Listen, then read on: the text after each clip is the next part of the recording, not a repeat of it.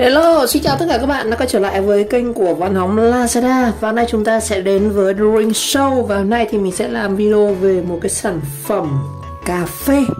Một cái sản phẩm cà phê của Trung Nguyên, đó chính là cà phê phin giấy của Trung Nguyên. Ok.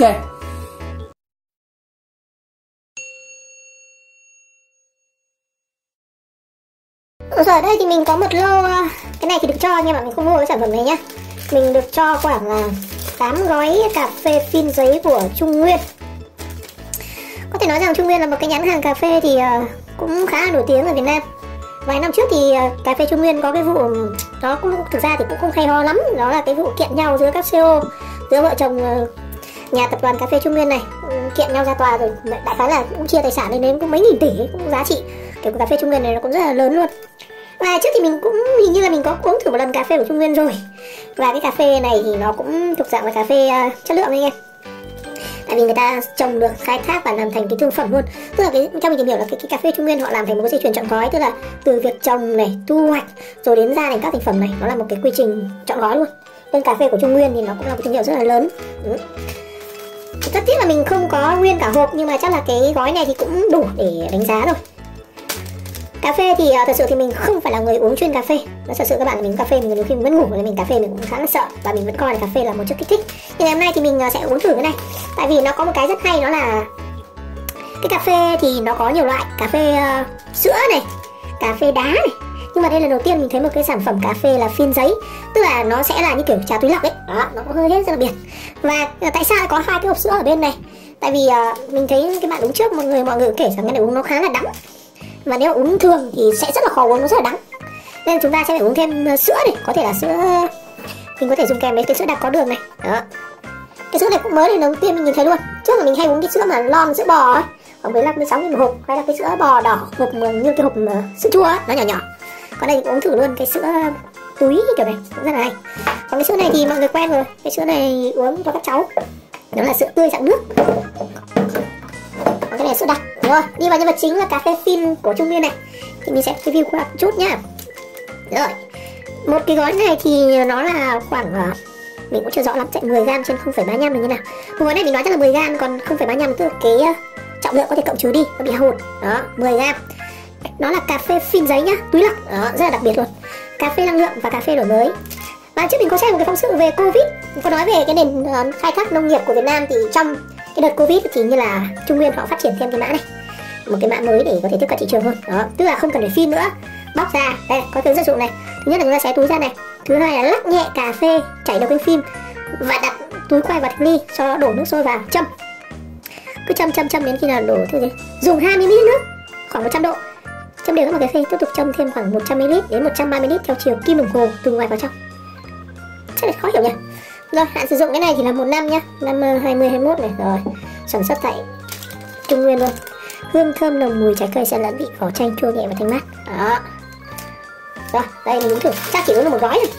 Và cái cà phê này thì nó có hai loại uống nhá. Thì giờ mình thấy là uống uống nóng và uống lạnh. Rồi, cứ để hai cốc đây, một cốc lạnh, cốc nóng thì mình uống như nào. Rồi, mình sẽ cắt thử nó xem bên trong cái này chúng ta sẽ có cái gì nhá.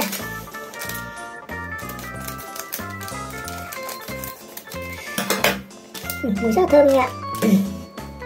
Rồi, bên trong này chúng ta sẽ có một cái gói nhìn rất là đẹp, thơm lắm, mùi rất là thơm luôn. Nó có ghi là open here và nó có một tờ giấy này. Mình cũng chưa biết dùng cái này như nào luôn anh ạ.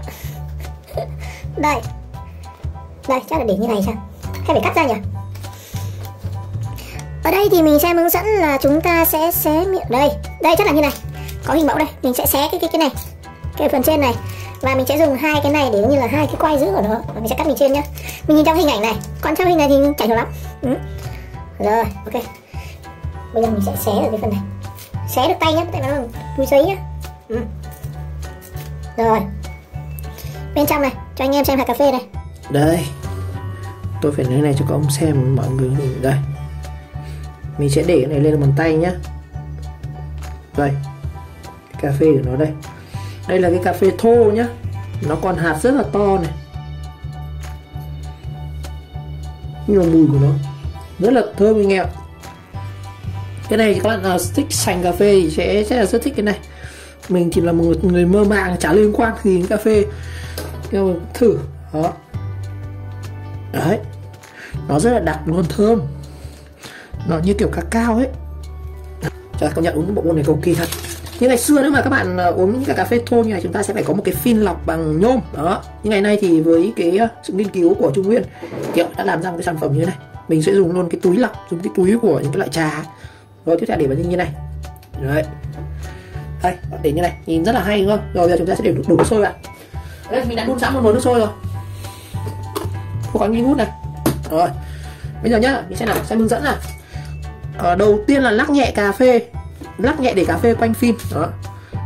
Đây, lắc nhẹ này. Sau đó dùng 20 ml để châm đều khắp bề mặt cà phê. 20 ml đúng 20 đâu. Rồi, thả thử này nhá.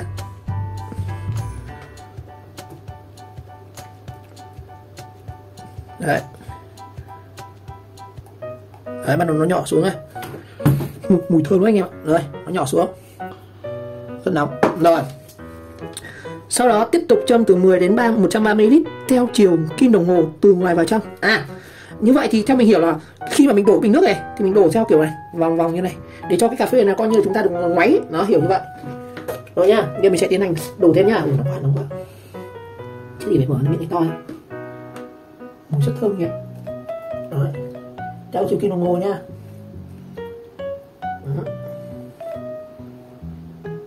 Đấy. Đấy.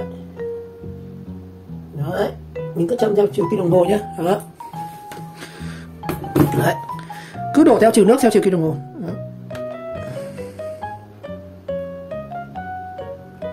Chả biết có đúng không, tôi chưa uống cái này bao giờ.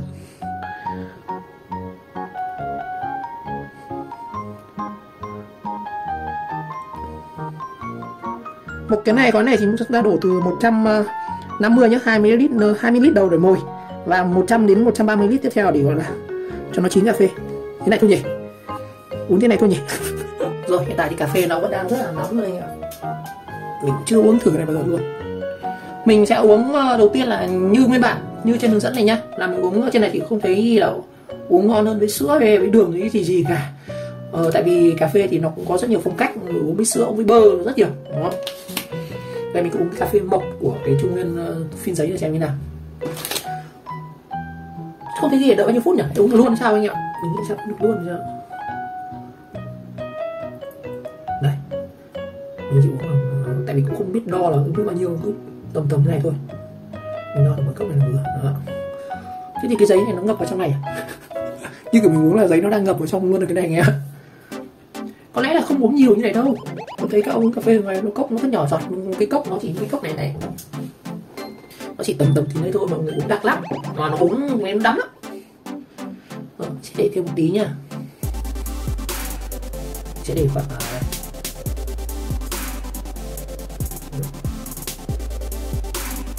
thông thường là mình thấy uống cà phê họ sẽ có thêm một cốc nước lọc ở đây. Chả biết là mình không chuyên uống cà phê cà pháo mà uống thử sẽ nó bị như nào thôi, một người cũng không chuyên. Rồi mình sẽ bỏ cái phần bã ra đây nhá, chỉ để phần bã sang cốc này. Rồi bây giờ chúng ta sẽ review về cái cốc cà phê Trung Nguyên dạng phim giấy này. Nó tất nhiên nó sẽ có khác hơn so với các sản phẩm khác, đó là nó chính là cái công nghệ kiểu này. Chúng ta có một cái túi giấy xé ra, và để không cần phải có là cái phim bằng kim loại mà bằng giấy kết hợp. Đây, cái bã đây, cái bã sau khi mà mình dùng đây thường đấy nhé, nó có mùi khét cháy nhưng mà nó rất là thơm như cà phê họ rang này ấy. Rồi còn cái cà phê chính thì sao? Đây, nó có màu hơi đen nhạt. Chúng ta sẽ có một cốc cà phê màu đen, màu đen luôn nhá, màu đen không phải cà phê nâu chứ gì đâu, màu nâu đá này đây, nó màu đen luôn này. Thử nào. Wow, thật sự rất là đắng anh em. Đúng như lần trước mình thấy có cái bạn dùng thử cái sản phẩm này, bạn kia uống rất là đắng, rất là đắng nhỉ. Nó đắng, nó khé cổ kinh khủng luôn, rất là đắng luôn. Có thể là rất nhiều bác thích uống cà phê thì thích cái mùi, cái vị đắng của cà phê như này, nhưng mình là người không chuyên, mà mình uống mình thấy nó đắng và nó rất là khé cổ luôn. Nó có mùi khét đắng, không ngọt ngào tí nào, rất khó uống. Uống mà nó còn sót trong ruột nữa anh em. Thật sự thì uống không rất khó uống, rất đắng. Nó có mùi khen khét của cái vị cháy này. Nhưng mà công nhận thì đúng là vị cà phê thật.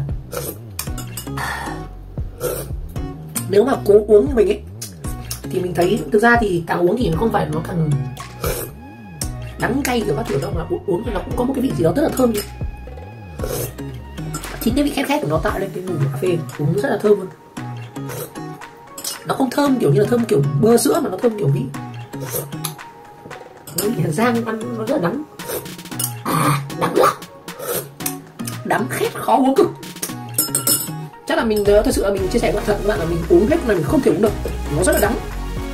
Càng uống thì thực sự thì nó cũng có cái vị dịu dịu rất là thơm, nhưng mà không quen uống kiểu cà phê đắng như này, quen uống kiểu cà phê sữa đường. Rồi và mình sẽ sử dụng đến cái nước Chileni này, sẽ review luôn cho anh em. Đây là cái nó gọi là sữa, nó gọi là kem đặc có đường sữa nhá, sữa. Đó. Một gói này thì là khoảng bao nhiêu em? Một gói này là khoảng 560g, khoảng 1 cân nha anh em. Nó khoảng tầm 50.000, 50.000 không chấm được. Đó, đây là sữa cô gái Hana và nó cũng rất hay, nó có cái vòi như này. Đấy, nó không như cái chai thì các bạn sẽ phải mở nắp, còn cái này các bạn phải bóp này, còn chúng ta bóp này nó sẽ vào đó này. Mình sẽ cho vào cái cà phê của chúng mình uống thử xem nào, chứ uống không khó uống lắm ấy, uống đắng. Đây, bây giờ mình trà sữa rồi. Và tất nhiên là khi chúng ta cho sữa vào cái này thì cà phê này nó sẽ chuyển sang màu nâu nha anh em, không còn màu đen nữa. Nên người ta hay gọi là cà phê nâu đá là vì thế đấy. Rồi, mình cho tưởng thấy rồi. Nó có cái gờ sữa này rất là hay. Còn cái Vinamilk thôi nhá, mình uống cái sữa đặc này nó có đường này. Đây cái cà phê mà trước khi mình ngoáy lên này, và nó nổi hơi cái vàng vàng lên. Bây giờ mình sẽ ngoáy lên, nó sẽ ra màu khác anh em này. Đấy, nó chuyển màu thần kỳ không? Nó chuyển sang hẳn màu nâu luôn, màu nâu luôn. Đây chính là cái cà phê sữa mà mọi người hay uống ấy. Vina cà phê này, cà phê Legend này, G8 này. Còn đây là cà phê Phin túi giấy của Trung Nguyên nhé. Thật sự thì để mà mọi người bảo là cà phê nọ cái khác nhau cà phê kia hay không, thì nếu mà cà phê nguyên chất như này mình nghĩ rằng rất khó để phân biệt được nó khác nhau như nào, trừ các chuyên gia về cà phê họ uống nhiều, họ tinh tế, họ có thể nhận ra được cái vị ý các thứ. Còn như mình chỉ uống cái cà phê nào nó cũng khé đắng như nhau. Rồi sau khi cho cái sữa của Dust Lady vào, sữa của Highland vào, chuyển thành màu nâu như này, bây giờ chắc là uống được rồi. Chỉ để cái đen đá không uống được. Wow, công nhận cái cà phê này cho sữa vào uống nó khác hẳn. Chúng ta vẫn sẽ có cái mùi khét khét đắng đắng của cà phê nhưng mà nó dịu hơn. Nóng quá, cái cốc nó vẫn rất là nóng. Có vẻ như mình muốn cho thêm một chút sữa nữa anh ạ. Vẫn rất đắng nhá. Mình sẽ cho thêm sữa này, cho rất nhiều sữa luôn đấy. Lúc nãy phải cho rồi một thìa nhưng mà thực sự nó vẫn rất là đắng luôn. Chứ để một đen không uống được anh ạ. Bác nào thì như là nặng đô ấy, nhiều người họ thích cái độ phê của cà phê thì họ thích uống kiểu tay bo ấy kia, chứ còn uống như này thì uống cái này. Rồi, đúng là phải cho sữa vào mình uống được nhé. Chứ là nếu mà để kiểu đen đặc như kia thì mình là mình không uống được, nó rất đắng. Nếu mà cho sữa vào uống thì rất là ngon, rất là thơm, rất là béo, rất là ngậy.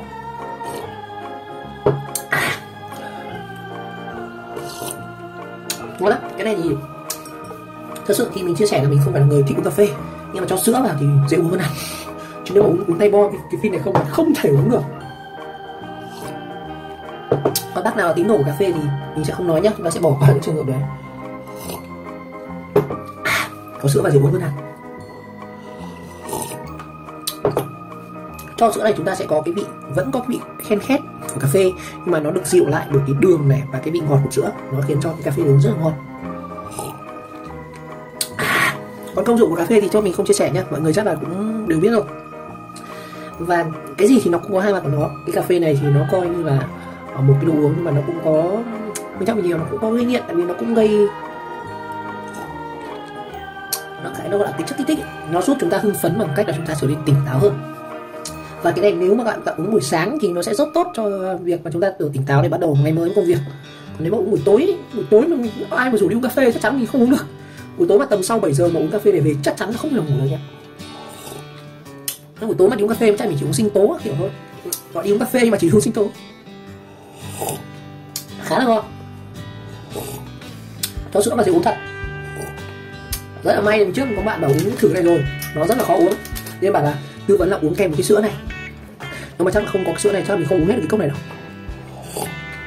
Đó, mình cũng chỉ uống được một cốc thôi nha. Uống nhiều sợ may đêm nay thức đến sáng thì có miệng. Nó có vị chua chua anh ạ. Mình uống gần đến cuối cốc thì nó ngoài vị đắng nó có một vị gì chua chua nữa. Hay nó bị khé cổ nên nó mất cái cảm giác đấy.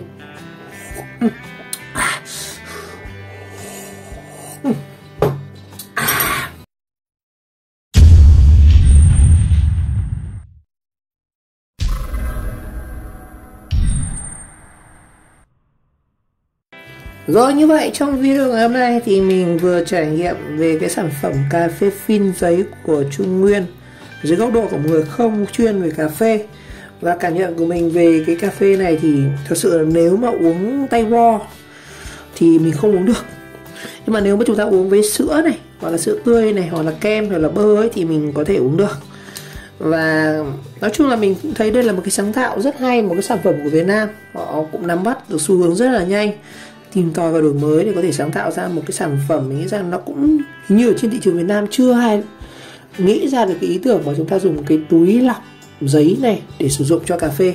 Nó rất là tiện, và thứ nhất chúng ta có thể, cái này mình thấy nó cũng rất là thân thiện môi trường. Cái này, cái giấy này thì nó cũng có thể phân hủy được, nó cũng tiêu hủy tốt. Một cái sản phẩm rất hay, rất sáng tạo của Việt Nam. Còn chất lượng thì có lẽ là cái sự đánh giá tốt nhất là dành cho tất cả các bạn. Các bạn có thể mua và uống thử cái này. Rồi một lần nữa cảm ơn các bạn đã theo dõi video clip, và nếu thấy video hay và ý nghĩa các bạn nhớ like, subscribe kênh và chờ đón các video tiếp theo. Chúng ta sẽ có những trải nghiệm các sản phẩm khác.